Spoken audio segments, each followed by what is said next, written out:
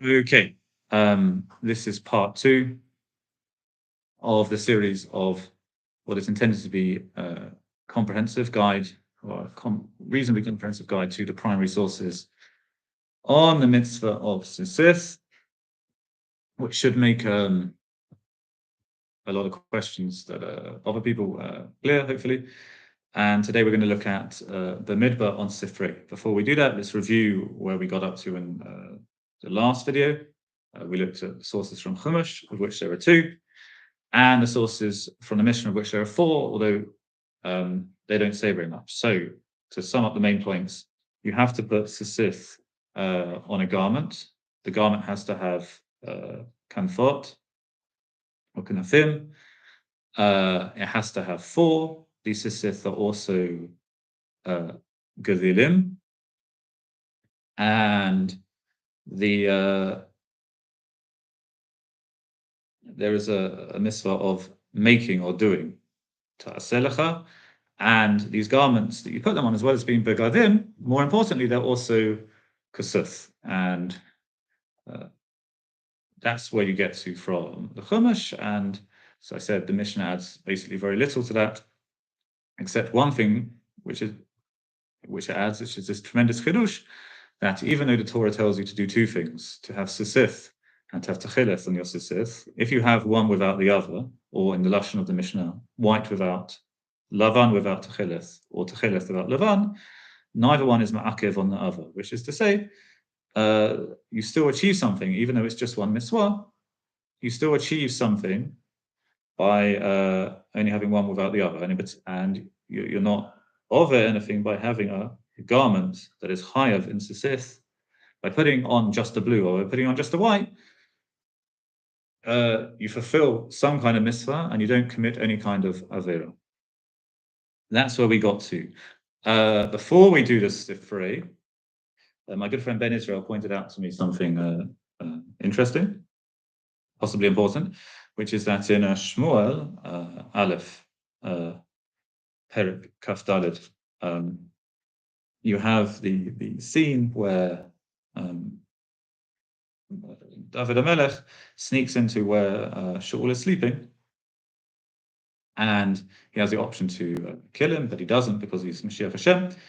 And this is what it says: "Vayomru anshe David Elah, Hine hayom asher amar Hashem elecha, Hine anochi noten et oyevacha beyadecha, v'asith lo kasher yitav b'einecha." David's servant said to him, "Look, this is the day we've all been waiting for. You can strike while the iron's hot, and you can kill Melech Shaul, and you can be king." Vayakam David vayichroth et kanaf ha'me'el asher leShaul balat. And instead of doing what they said, David got up and he cut off the kanaf of the me'el of Shaul without Shaul noticing, in order basically to send a message that he could have killed him, but he didn't. But he didn't want to. Now, what do we see from this? We've seen from the Chumash that a garment has to have to be chayav and sisif, as well as being a kasuf. It also has to have a kanaf. And we see here an example of what a kanaf is. What is a kanaf? Well, a kanaf is something that a me'il has. What is a me'il? Well, that's kind of the problem.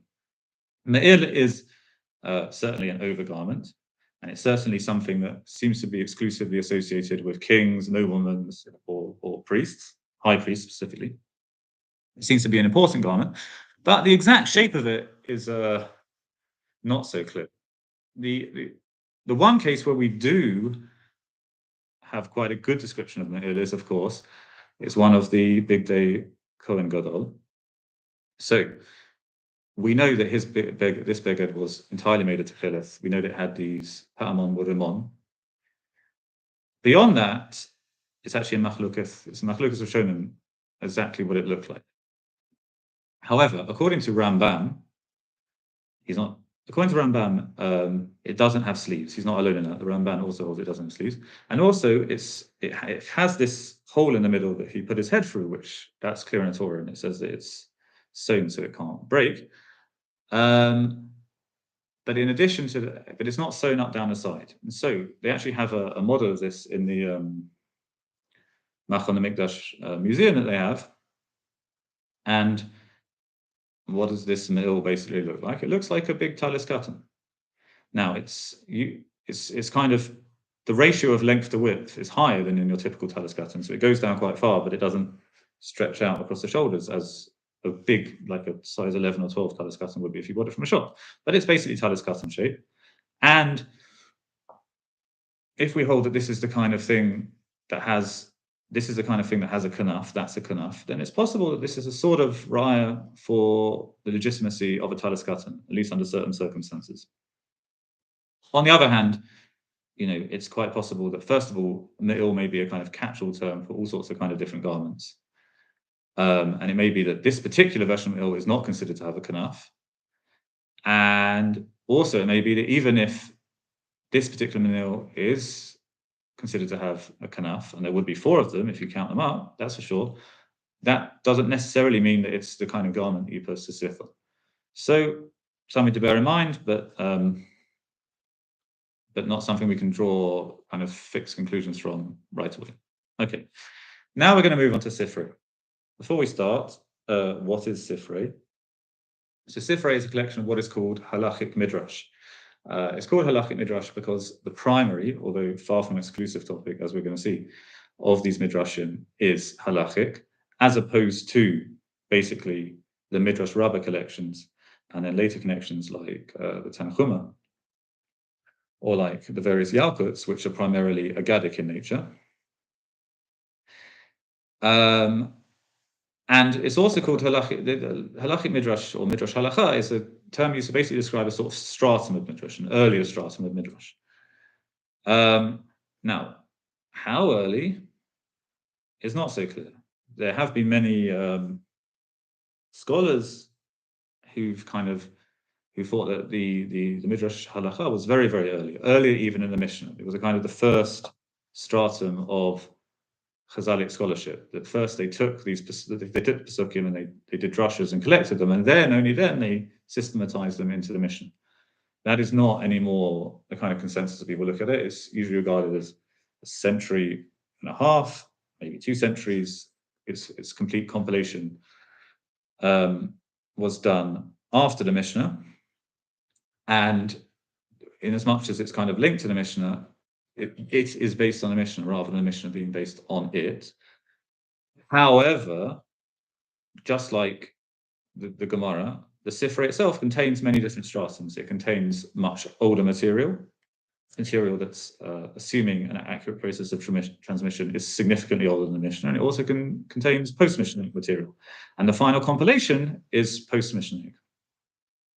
Now, in my little spiel at the beginning yesterday, I gave kind of 5 characteristics of a kind of academic approach to studying Torah sources. And the first one I said, like the most basic one, the one that kind of reasonable people really should be able to get on board with, was using accurate girsas. Now, I'm using an edition by Harav Chaim Shaul Horovitz that was produced a little bit over 100 years ago. And I'm breaking my rule because there's a much better edition that was published in the last 10 years by Menachem Kahana, who is an amazing scholar of these kind of things, and worked for many decades on the Midrash Halacha using additional manuscripts that were not consulted by the author of this edition because he didn't have access to them, and also recovering material from all the different cases where the Sifrei is, and he also works on other things. Sifrei is quoted by Rishonim, and he's done some really amazing things, kind of reconstructing other midrashic materials from Karaite texts. Was kind of critiquing them. So the point is, I want to do this anyway. I really should have a better text in front of me, but my apologies for that starting out. And there will be a few occasions when I'm just going to admit that it's hard to draw any further conclusions about what this is saying because the text seems to be quite corrupt. And if I had the better text, which I should have, maybe I would be able to draw some further conclusions. But okay, be that as it may. One further thing I want to say is, I kind of said when I was talking about the academic approach, I sort of contrasted 2 ways of looking at it, of doing it. One is to kind of use these kind of techniques to undermine or destabilize Judaism, or to open up Judaism to kind of alien change or development, and the other one is to use these techniques to strengthen Judaism. And that shouldn't be taken to apply that most academics fall into one of these two camps. Actually, most of them are just doing, this is interesting, just like you kind of research any topic, and as a rule, the more objective you are, the better, and the more disinterested you are, the more objective you are, and the more uninterested you are, the more disinterested you are.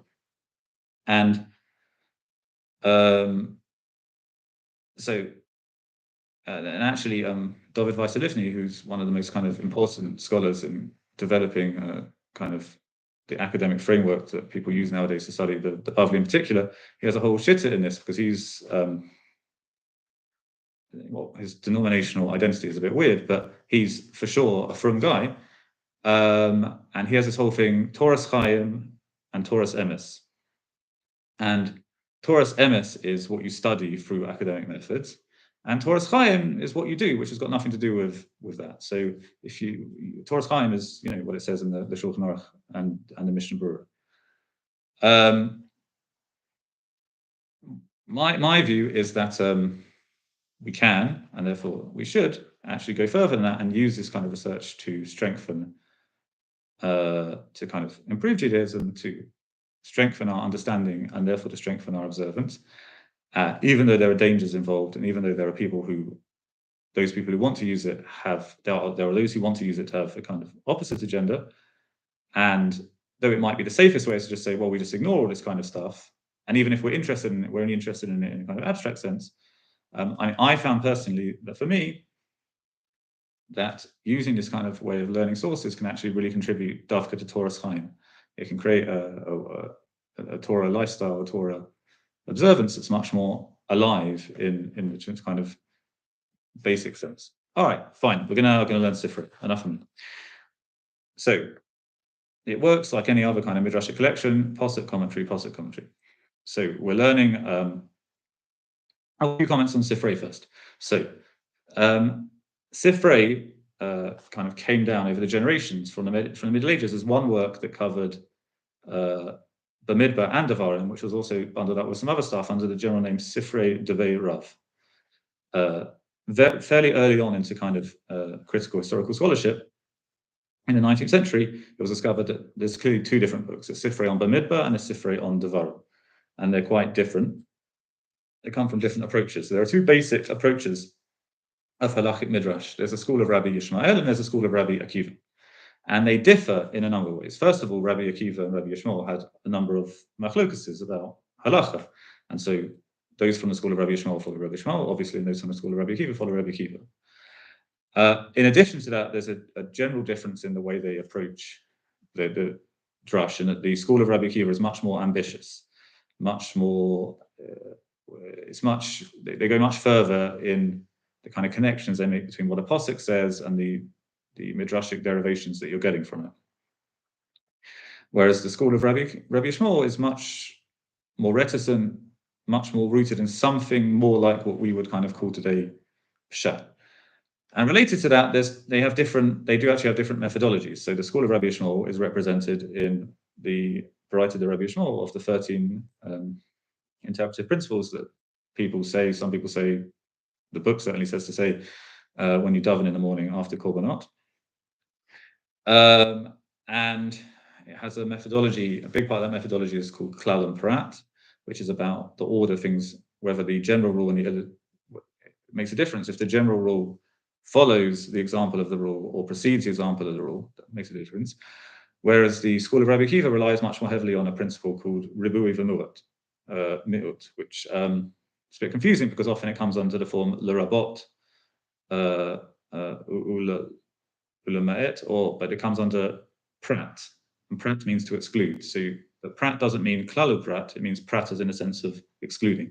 So you'll often you'll have a kind of word, and it will say this redundant word comes to exclude something, prat le x, or to include something, the rabot x. That's the dominant approach in the school of Rabbi Akiva. And if you're learning Rashi and Chumash, you'll find that in some places there's a lot of prat le rabot, and in some places a lot of klal and prat. Why? Because he's working with the midrashic. He's kind of using the midrashic Midrash Halacha texts that came down as his kind of guide to explaining the Chumash. They're not his sole sources, but he does rely on them very heavily. And we don't have works from both the school of Rabbi Yishmael and the Rabbi Akiva on the different books of Chumash. And in fact, excluding works that have been reconstructed more recently, which we'll talk about maybe tomorrow, we have one work for each of the kind of halachic works of Chumash, so excluding Sefer Bereshit, which doesn't really deal with halacha, and two each from each school. So you have Mechilta on Shemot, you have Sifra on Vayikra, and then the two Sifreis on Bemidbar and Devarim. And the way to remember it is it starts off with Mechilta to the Rabbi Yishmael, which obviously you can see is from the school of Rabbi Yishmael, and then it alternates. So Sifra is the school of Rabbi Akiva, Sifrei on Bemidbar is the school of Rabbi Yishmael, and Sifrei on Devarim is the school of Rabbi Akiva. And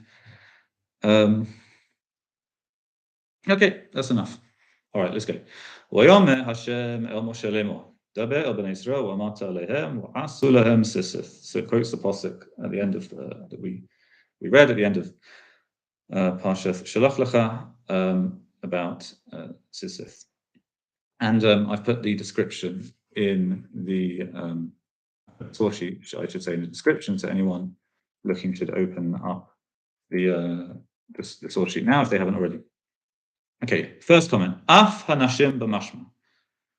Mashma from the pasuk. What if it says, "Speak to the children of Israel, and they shall make for themselves sisith"? Well, women are part of the children of Israel. However, Rabbi Shimon poter es hanashim min sisith, but Rabbi Shimon says no, women do not have to wear sisith. Why? Mipnei shemiswas aseh shehazaman beramah nashim paturos. Because a miswas aseh, a positive misvah from the Torah, which is clearly is make for yourself sisith, that the time fixes it, and this is a thing. What does it mean to say that the time fixes it? Women are patur. Shezeh haklal. This is the general rule. Amar Rabbi Shimon. Kol miswas aseh shazaman garama noheges ba'anashim wa'enu noheges ba'nashim b'ksherim v'lo b'sulim. Now, that last bit is an interesting thing that's not usually quoted.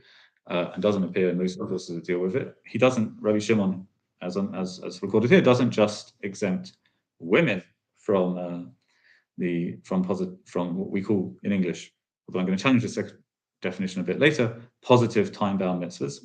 He also exempts psulim, which means mamzerim, basically. Rabbi Yehuda ben Bava Omer, beyechud batalu chachamim et haradid.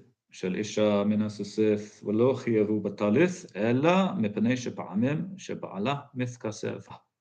So we have another Tana now, Rabbi Yehuda ben Bava, and he says something interesting, something very interesting, also multiple interesting things from that. B'yichud means, doesn't mean kind of alone, it means with absolute kind of confidence. The Chachamim Batlu, which assuming it's even this correct girsa, it means patru. They said the radid doesn't, a woman's radid does not have to have sisith on it. Now, what is a woman's radid? A woman's radid is something like a hijab. So first of all, we see from this that Jewish women in time of Chazal wore some kind of hijab type affair. Not a shaitel, obviously, and also not these kind of funny tickles that go off here that express your personality and you wrap 5 different things around it and I don't know what. No, the purpose was to be sunniah, so they wore a hijab. And a hijab was exempt from sisith, says Rabbi Yehuda ben Bava. Why? Because a woman wears it. What does that mean? Before, if a man wore a kind of garment that was like a radid, then it would be higher than sisith. Okay, well, in that case, what we have to know what a radid is, because that tells us something quite important. Rishonim deal with the following question, which is that Jews of all the kind of areas of the Middle East, basically wherever they lived among Arabs, wore something called a suda or a sudra. And a suda can go kind of, you can wear it kind of on the head almost like a turban. It can be more like a kafir coming down, or you can have like a really big one that goes all the way over the back. And al kol panim, none of them wore sisith on this thing. And Rishonim generally say, well, these kind of ones that just sit on your head, that fine, they probably shouldn't have sisith. But these ones that go down, it's hard. They had to struggle to explain why they weren't wearing tzitzit or why they shouldn't be wearing tzitzit.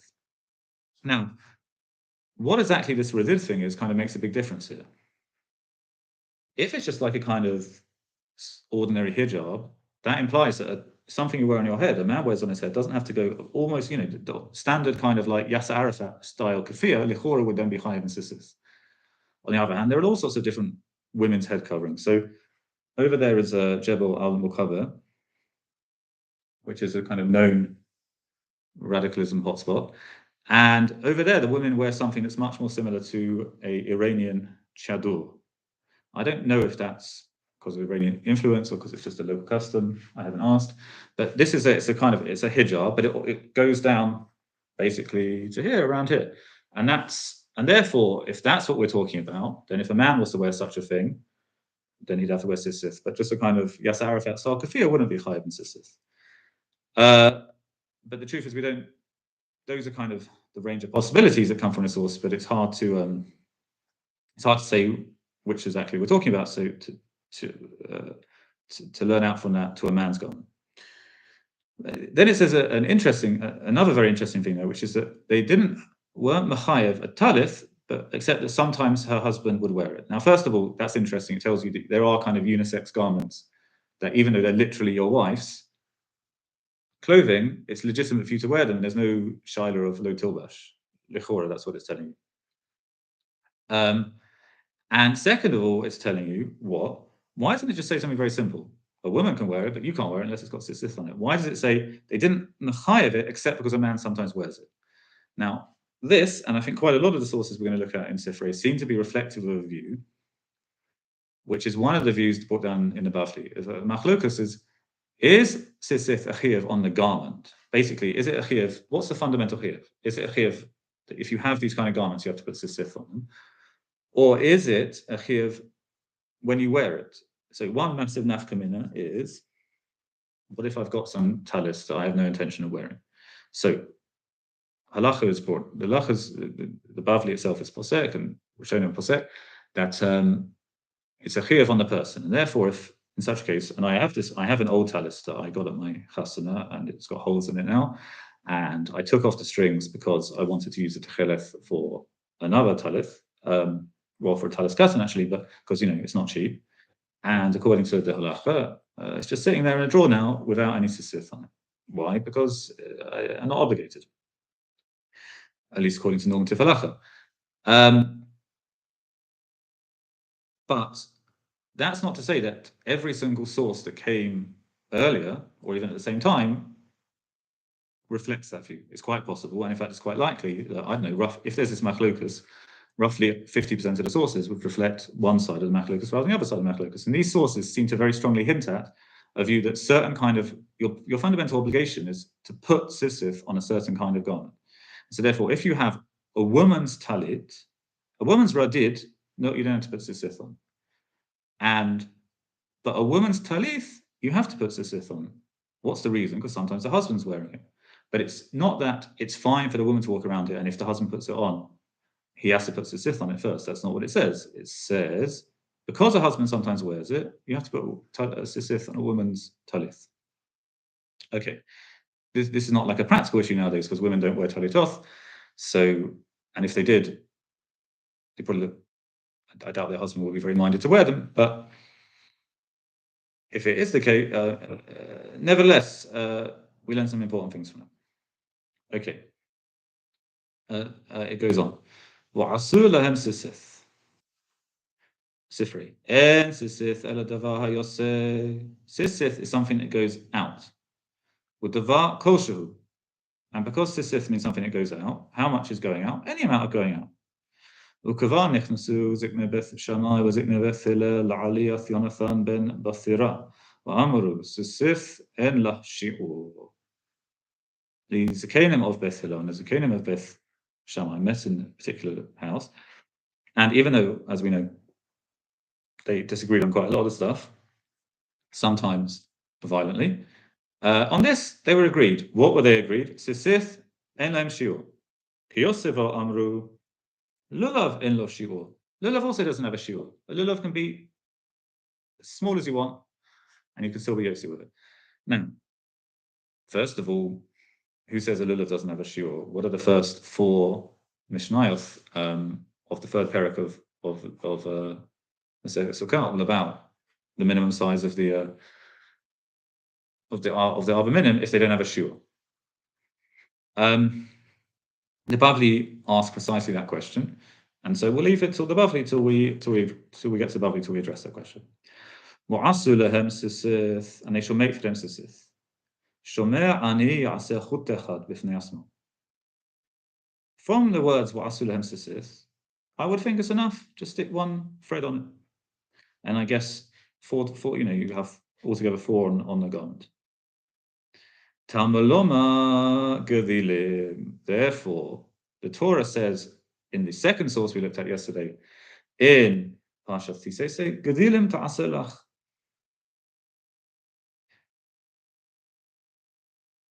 Mikra and fine. Mikrama gedilim ata oseh. How many gedilim? From how many do you make these gedilim? En pachos mishlosha. You can't make gedilim, and we understand here that gedilim are things that are made by wrapping multiple threads together with less than three. It's not enough. Divrei Beth Hillel. That's what Beth Hillel say. Beth Shammai omerim. Beth Shammai say shlosha shel semer u'revi'ith shel techeles. Beth Shammai say no, 3 of wool and a 4th of techeles. Well, halacha Beth Shammai. Now, halacha is like Beth Shammai. Now, we're not going to look at it in detail today because we've got a lot to go through, but we will look at it in a lot of detail when we discuss the question of how many strings you're supposed to put on your garment. Obviously, this is the source for the shitta of the Ravad, that you have to have 1 string of blue and 3 strings of white, because that's basically what it says to do. Note that it's not the source for the Rambam shitta, and I'll just kind of give a spoiler, there is no source for the Rambam shitta, that you have half a string, because if you have half a string, then clearly what it would have to say, you'd have to have either you say 1 of blue and 7 of white, or half of blue and 3.5 of white, or something like that. That's all what it says, 1 of blue and 1 of white, like the Ravad.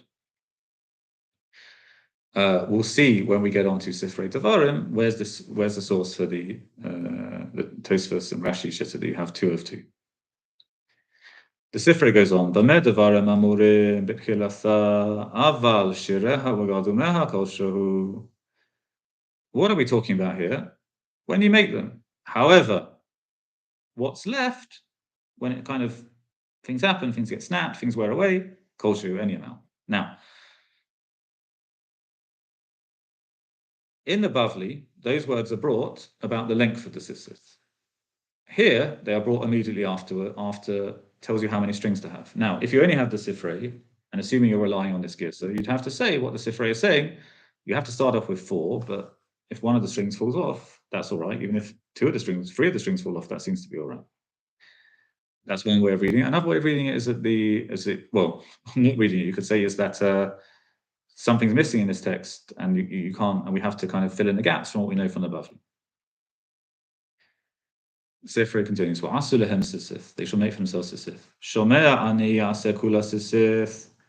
I hear now. We've already learned one thing, that sisith alone without gedilim, you would imagine that you have 1. Now it learns kind of something else complementary to that. If you only told me to make sisith, I would assume you only have to make sisith. Well, what is sisith? These are sisith strings. Okay. Tamaloma gedilim. You have to make gedilim. Now, if shomer ani kula gedilim, if I only had the pasuk in Devarim that says make gedilim, I would assume I only have to make these gedilim. Okay. Tamaloma sisith. Therefore, it says sisith. Ha kesad. How does it work? Shetahei gedila yosef min hakanaf. You have a gedil going out from the garment. Okay. But sisith minam gedila, and sisith go out from the gedil, and that is the fundamental structure of sisith. You have a gedil, and then you have sisith. Now, another terminology that's used in the Bavli is to call the whole thing sisith, and you have a gedil and you have anaf. But here, it's kind of understood that this is the bit that's really sisith. Al kanfe bigvehem, on the corners, extremities of their garments. Shomer ani af ba'ale shalosh, uva'ale chamesh, uva'ale shesh, uva'ale sheva, uva'ale shemona.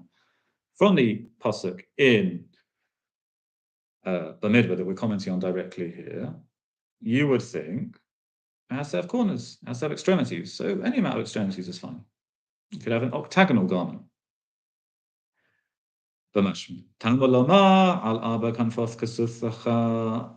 you have the pasuk in Devarim that says al arba kanfoth kasutha. Yasu ba'ale shalosh uva'ale chamesh uva'ale shesh uva'ale sheva uva'ale shemona, which means not 3, not 5, not 6, not 7, not 8, davka 4. Some of you will know that this is a machlokus rishonim. Everyone agrees a 3-corner garment is no good. There are those who say that it's 4 and up, but that's clearly not the shitta of the Sifrei. Minamash. Stop. Mashma mosief elu umevi karim ukasafoth. However, you might still think from the pasuk in Devarim that we've read so far, which is al arba kanfoth kasuthacha, comma, that you do put it on karim ukasathoth, which are kind of translated as pillows or something, but because it's more like kind of pieces of fabric, thick pieces of fabric, or folded pieces of fabric that you sit on or that you lie on. No, it has to be something you cover yourself with. Okay, not something you sit on. All right.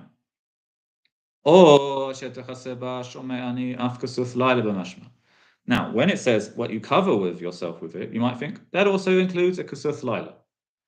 It includes a night covering. Okay? Tamaloma ureithem, also you have to be able to see it. Beyom over laila. When can you see it? Day and not at night. Because of course we're talking about a time when you didn't have electric lighting. And the lighting that you had during the day was very kind of inadequate. And because the pasuk says ureithem, you shall see your sisith, you won't really be able to see your sisith when it's light. Even if you do have a candle, you probably won't be able to see them very well. And therefore, we're talking about a kasuth yom. The Sifrei adds some very, very important words. Im ha'itham miyuchedet liyom wa'layla techei chayeveth b'sisith. If you have a kasut that's miyuchad, that's used, it's or intended for use, both by day and by night, then it is chayev and sisith. So what kind of thing are we talking about? So apparently Bedouins have this kind of, they have like a really, really big kind of talit thing that they wear. And then when they go to bed, they also use it as a bedspread. And when they get up in the morning, they wrap up in a different way and use it as their garment. So such a garment is chayev and sisith. Again, lechora, this reflects a view that we talk in terms of begadim that are and are not chayev and sisith, rather than you wearing a garment that's not chayev and sisith. What it definitely doesn't say is as follows. It definitely doesn't say if you wear a kasut laila during the day, now it's chayev and sisith. And this, by the way, accords with the universal Masorah of Am Yisrael, which is that if you take a nap during the day and you go to bed and you lie under a kasuth laila, which has 4 garments, even if it's made of wool or linen, no one, until recently at least, has ever suggested that you would put sisith on such a thing. Now, how you explain that depends on your kind of overall shitta to do with sisith in general, but the answer we see from here is, because we're not talking about it being day or it being night, although that's the basis of the drasha of Aruith and Othor, the halachic category that derives from that drasha, or you could say is supported by that drasha, is a kasuth yom and a kasuth laila. And a kasuth laila is not chayev and sisith any time of day, regardless of whether it's currently day or night. If you're using it, it doesn't matter because it's a kasuth laila. It's miyuchedeth le'laila. If it's miyuchedeth gam v'yom v'gam v'laila, then it is chayev and sisith. Now, turn around the logic. If a kasuth laila is not chayev and sisith even during the day, which is what this says, and which is also what we all just kind of assume, then what about a kasuth yom during Delilah. The obvious answer is yes, it would be still chayav. So, well, then what about Rabbi Shimon, who says it's a mitzvah aseh shezaman garama? So I would explain as follows, and we'll look at this in more detail. We'll get all the sources, because there's one in Tosefta, there's one in Yerushalmi, there's one in Bavli. We'll look at all of them together, compare the differences in language, and try and come to some kind of conclusion. But the basic answer I would give is this now. Mitzvah aseh she'azaman grama is translated into English typically time-bound positive mitzvah. A mitzvah that has a beginning and an end, and before that you can't be yotzi, and after that you can't be yotzi. However, the lashon mitzvah aseh she'azaman grama means what? A positive mitzvah that time caused it, okay, which is less restrictive than a time-bound positive mitzvah in language. And therefore, you could include sisif, even if you hold that a kasuf yom is high of any time, you could still you wouldn't be able to say that's a time-bound positive mitzvah, obviously, but you could still reasonably say it's a mitzvah aseh shezaman garama, because as a general rule, especially when you didn't have electric lights, during the day you're wearing your kasuf yom, and during the night you're wearing your kasuf laila. And therefore, it's a mitzvah it's a positive mitzvah that the time of day causes its fulfillment or not. But that doesn't mean that if for some reason it's just become night and you still got a kasut yom on, it's suddenly not chayav and sisif. And it doesn't mean the other way around, which is if you overslept and now it's day, your kasut laila is suddenly chayav and sisif, and you're unless you just jump out of bed with dawn every morning, you're committing an avera every single morning of your life. And when you look at the machlokas of Rabbi Shimon and the Chachamim every time, no one ever has an argument, do you have to wear tzitzit at night? They have an argument about whether women are chayav, based on, is it a mitzvah aseh shezaman grama? And I think we can understand that is that they all actually agree on the nature of the mitzvah, which is that it's chayav on a kasuf yom anytime. It's never chayav on a kasuf laila, and it is chayav. Well, this bit they may not agree on, but at least one side holds it is chayav on a garment that's a kasuf yom and a kasuf. It's a kind of all-purpose night and day garment. And what they disagree about is, does that therefore make it a mitzvah aseh shezaman garama? And you could argue yes, and you could argue no, based upon how restrictive or not restrictive your definition of a mitzvah aseh shezaman garama is. And that's a very nice example of why it's important to look closely at the lashon of Chazal rather than automatically translating what they say into kind of a concept that we're familiar with. This section just continues a little bit more. If we go on the drasha of Ru'ura Itha, that it's got to do with seeing things, then wait a second. It's very, very true that you can't see things at night. But you know what? Who really can't see? Blind people. They can't see things any time of day. And therefore, the kasuf of a blind person should be potter from sisif. They shall be for you for sisif mekom makom. Now, what does that tell us halachically? It tells us a blind person is still chayav in sisif. You can't get away with it just because you can't see. If you put on a talis, you still got to put sisif in. But it also tells you something, which is that this drosha of Ru'itha Mothor, it's not some kind of master key to understanding the whole limits of what is and what isn't chayav and sisif. An important principle is don't focus on the drasha, focus on the halacha that the drasha tells you. The halacha is the primary thing. The drasha is the support. The halacha is a kasuf laila is patur and a kasuf yom is chayav. The drasha is a re'itha mothor. But don't focus on really trying to understand the drasha. Focus on what Chazal is telling you clearly in words of what is the halacha, and the proof of that is, if you were really focusing on the words ure'itha mothor, then if a kasuf laila is patur, kol v'chomer a kasuf suma, because you can see a bit at night, but if you're blind, you can't see at all. Okay, Sifrei now continues. ונתנו על סיסף הכנף בתות החלף. למה נאמר? לפי שהוא אומר ועשו להם סיסף, שומע אני יעשה סמא כמות שהוא. Why does it say, well, we're looking at the lashon of pathil. Okay, pathil means a cord. When it says sisif, I might think it means to put on wool just like it is. Something like what they're talking about here is like these kind of things that many people sisif. Okay? You have to put on a pathil of techeles. What is pathil techeles? It means tuui w'shizur. It means you've done the twist. You've taken the kind of wool after carding and you've twisted it into threads. And more than that, you've taken multiple threads and you've done shizur. And therefore, you have this kind of spiral pattern that everyone has. You can run your fingers down it like that, okay? Because it's I guess meshuzah from multiple threads, multiple spun threads. Okay, fine. The Sifrei continues. Only ela techeles. Okay, so you've proved you have to have a pathil techeles, but maybe the other strings should be like what you said before. They should be like sisif. They should be just kind of either unspun wool. Okay, even more kind of rough than this, I would guess. Tavui washizur lavan minayin. How do we know that the lavan also has to be done this way? Harayatadan ho'el wa amra Torah ten techeles v'ten lavan ma techeles tavui washizur af lavan tavui washizur. The Torah tells you to do two things, lavan and techeles. And here's a general principle of if you have two things in a klal, and this is one of Rabbi Yishmael's fundamental interpretive principles, you have two things in a klal, okay?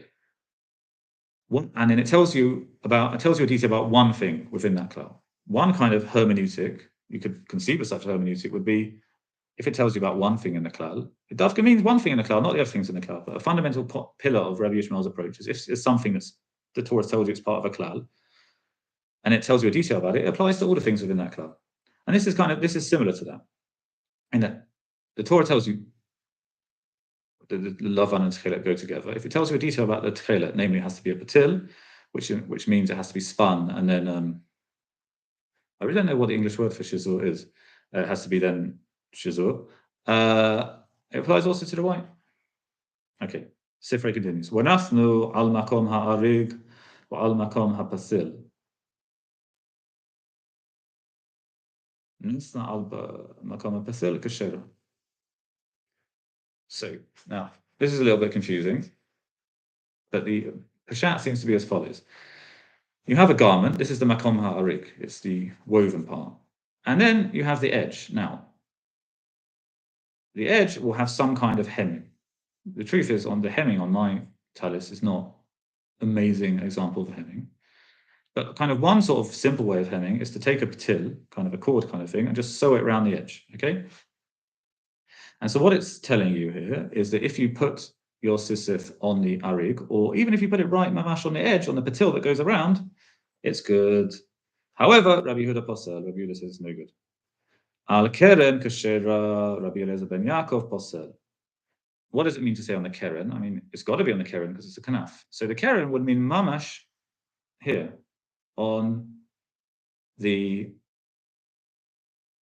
actual tip of the corner, and that's also machlukas. So it's a machlukas whether you can put it kind of here, and it's a machlukas whether you can put it here. And in both cases, the stam in the Sifrei at least says it's kosher, and one Tana says it's pasul. And the reason he says it's pasul, Rabbi Eliezer ben Yaakov, is that she'amra Torah al arba kanfoth kasufcha v'lo al shmone, on 4 corners and not on 8. Now, the precise meaning of this is not really very evident to me. I thought a lot about this and I still don't really understand it, but it seems to be something along the lines of, if you put it here, it's kind of now divided this into 2 extremities. And therefore, if you kind of go around the garment counting, you've got 8. But I don't know. I have to do further research on that to really understand what it means. So let's press ahead. Wenasanu al sisif kanaf, and they shall put on the sisif kanaf. That's the Torah. Lama ne'ema lefi shehu omer wa asu lehem sisif. Shomer ani ya'agenu ima. Tamaloma wenasanu ha'kesad tofrach ima. So the Torah says they shall make sisif. So I might think, well, I'm going to weave a garment, and then as I'm kind of weaving, I've got the warp and the woof, and I'll just let some of the strings kind of loose and they're not kind of tie them up. He says this. And the Torah says, and the Sifrei says, absolutely not. When Nothanu comes to tell you, make a garment, and then you sew into the garment your Tzitzit strings.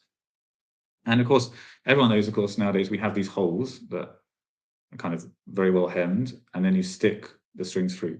But I mean, literally what the Sifrei is telling you to do is to take, I guess, a needle and sew them through.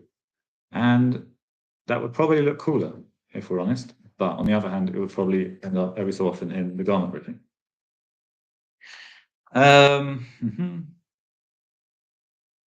Arba asisith ma'akvoth zo eso. Sha'abatan miswath achachim. I got 4 corners of my garment. They're all one miswah, and therefore, if one of them snaps off, and I've got 3, I can't think. I can't say, well, 3 is better than 4. Just like I can say, if the Mishnah tells us, I can say just having white is better than having nothing.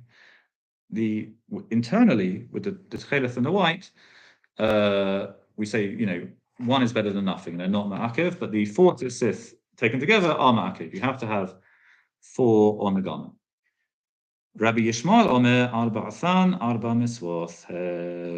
Rabbi Yishmael disagrees on that. And it may be that what Rabbi Yishmael means to say is that, yes, 3 is better than 1. Or it's possibly what he's just saying is that on a kind of conceptual level, they count as 4 separate miswaths. If you wear a garment with 4, or you make a garment with 4, you get 4 lots of reward. Rabbi Shimon ben Elazar omer lama nikra shema techeleth. Why is it called techeleth? Now, the historical reason is that techeleth is not a Hebrew word. It's a word that exists all sorts of Middle Eastern languages. And that's quite common with these kind of very expensive goods that have to be made in a particular place, i.e. by a sea where these snails grow. They tend to be extensively traded, and so you get one word in multiple languages. So we see that we've got in Assyrian there's something called techiltu and all sorts of things. Anyway, but we have some droshes on it. The Egyptians were in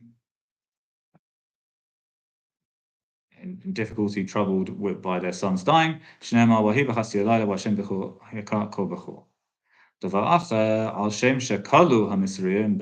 Misraim were consumed in the sea. Okay, fine. The point is that the Tzitzit is supposed to remind you of your Yetziat Mitzrayim, and here we see kind of a remez from a drasha on the lashon of Techileth from the kaf and the lamed, and possibly also from the taf, that reminds you specifically of either Makath Bechoroth and or the splitting the sea.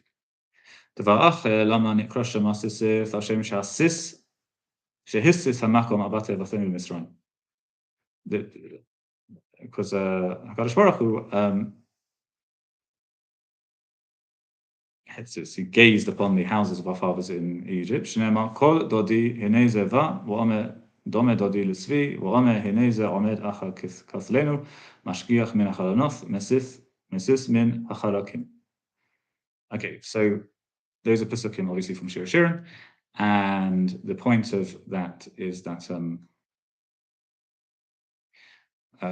Shir Shirin is taken to be an allegory of HaKadosh Baruch Hu's relationship with Am Yisrael, and one part of that is large parts of it taken as an allegory specifically of Yetziat Mitzrayim, and we have a lashon there of Mesis again. The figure in Shir Shirim gazed at the woman, and that's HaKadosh Baruch Hu Am Yisrael. Okay, fine, and that's a drasha for the language of Tzitzit. Rabbi Chanina ben, none of that should really be taken logically, because we find other drashas in Chazal that Tzitzit is from the language of Tzitzit Roshi, the hairs of my head. So they were perfectly aware of that Tzitzit wasn't really kind of some derivation from the Hasis. But nevertheless, if it adds to your enjoyment of the mitzvah or the meaning of the mitzvah, fine. Rabbi Chanina ben Antogonos Amar Kol HaMakayim Mitzvah Tzitzit Ma Omer B'yamim Hahem Asher Yachziku 10 Anashim Mikol Leshonoth HaGoyim Yachziku B'chnaf Ish Yehudi. It's a pasuk from Zechariah that it will Am Yisrael will be on top Lati Levot, and 10 men from all the different nations of the Goyim will grasp on the corner of the garment of one Yehudi, and because it says kanaf, therefore we see that it's in the merit of Sisif that you'll do that. Fine. וכל המבטא מסורת כנף, מה הוא אומר? לאחוז בכנפות הארץ ונערו רשעים ממנה. Again, you've got a pasuk which has the words kanaf in it, from Eov talking about the Rishon being punished, and so therefore if you don't wear tzitzit, you'll be punished. Rabbi Meir omer ureithem osam lo ne'ema kan ela ureithem oso. How many tzitzit do you have on your even on just one corner? Well, depending on how you want to count it, 4 or 8, right? So it's just say ureithem osam. You see them. It doesn't say ureithem osam, it says ureithem oso. מה גילה כתוב שכל המקיים מסורת סיסif, מעלים עליו כאילו הקבל פני שכינה. Who is ראיתם אותו? הקדוש ברוך הוא. If you're מקיים סיסif, and with the right kavana, and you tied in the right way, etc., you're מקבל פני שכינה, וראיתם אותו. שהתכלת דומה לים, וים דומה לרקיעה, ורקיע דומה לכיסא הכבוד. כעניין שנאמר, וממעל לרקיע אשר על ראשם, כמראה אבן ספיר, דמות כיסא. So we know from the pasuk in Yechezkel that underneath the throne of the Kadosh Baruch Hu, you have like sapphire stones, and Techeleth is similar to sapphire stones colors. I never really understood why it needs all the kind of the gaps. Why not say just Techeleth looks like sapphire? Why do you need the sea? Why do you have the sky? Anyway, but it's not hugely relevant to kind of our main goal in learning this stuff. Now, the rest of Sifrei here is basically a Agadata. There is some halachic material, but it's not really halachic material on. It's really halachic material on Sisif. It's halachic material on Shema and a few other things. However, I do want to do it completely. We've kind of been going 52 minutes now. I think I'm going to stop here, and I think tomorrow I'm going to finish Sifrei on Bemidbar.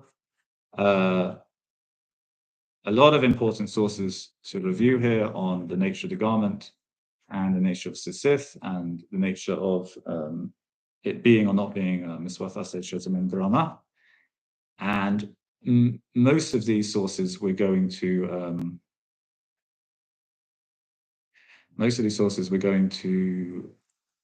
see very, very similar sources based on them, sources developed from them, sources that derive from a similar tradition to them in other sources we're going to look at, and especially in the Babli. So I'm going to leave it there. How do I stop this? Yeah.